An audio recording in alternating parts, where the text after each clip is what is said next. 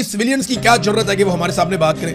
वो 2% के नौजवान है, कीड़े मकोड़े, इनकी क्या औकात है? ये एक्चुअली एक माइंड सेट है और कोई बात नहीं है। ये कर्नल साहब का माइंड सेट था जो वो गुस्से के अंदर आए। अब अगर वो मामला जो है इसमें अगर कर्नल साहब की एहलिया ठीक है तो दूसरे आदमी को सजा मिलनी चाहिए, बिल्कुल मिलनी चाहिए। किसी भी खातून को हरासा करने का किसी को भी पूरे पाकिस्तान के अंदर क्या पूरी दुनिया के अंदर कोई हक नहीं पहुंचता कि कोई भी किसी खातून को हरासा करे। लेकिन ये मामला जो है ये दोनों तरफ का मौकिफ सुनने के बाद आप फैसला करेंगे, एक तरफ का मौकिफ सुनकर आप फैसला नहीं कर सकते।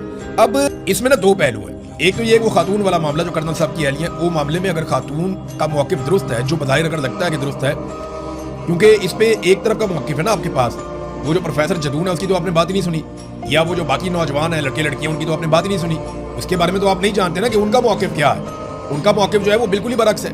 आप वो सुने तो वो ऐसा लगता है कि वो सच बोल रहे हैं, वो ठीक बात कर रहे हैं। लेकिन अगर आप यहाँ पे कर्नल साहब की एहलिया की बात सुने या बाकी लोगों की सुने तो आपको लगता है ये सच बोल रहे हैं। तो वो एक तनाज़ा है जो पुलिस हल कर सकती है, इंतजामिया हल कर सकती है, या अदालत में हल हो सकता है। इन दोनों वाकयात को ना आपको अलग अलग करना पड़ेगा, क्योंकि कर्नल आम आदमी नहीं है। देखिए मेरे ज्यादा बंदा होता ना शायद इससे ज्यादा रिएक्ट कर देता, क्योंकि मैं ट्रेंड ऑफिसर हूं ही नहीं, मैंने कहीं से तरबियत ही नहीं ली हुई, मैंने यूनिफॉर्म भी नहीं पहना हुआ, मेरे पास सरकारी पिस्तौल भी नहीं है। बात को समझ रहे हैं आप? एक आदमी ट्रेंड फोर्सेस का आदमी है और सीनियर ऑफिसर है, उसके पास सरकारी असला है, उसके पास अपना यूनिफॉर्म है, उसका एक तकद्दुस है, और वहां पे पुलिस वाले मौजूद हैं जिनकी वो रिस्पॉन्सिबिलिटी है लॉ एंड ऑर्डर की।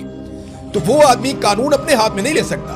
और अगर आप माहौल को गौर से देखें तो ऐसा कुछ नहीं था कि खुदा ना खास्ता कर्नल साहब की एहलिया को लोग मार रहे थे। अगर तो कहीं पे एक भी फुटेज ऐसी मिल जाती ना हमें, या कोई ऐसी शिकायत मिल जाती कि नौजवानों ने कर्नल साहब की एहलिया को पत्थर मारना शुरू कर दिया, या उन पे अटैक कर दिया, या उनके साथ खींचातानी शुरू कर दी, तो कर्नल साहब कुछ लेवल तक शायद जस्टिफाई हो जाते हैं। लेकिन कर्नल साहब आए गुस्से में और उन्होंने गुस्से में आकर अटैक किया।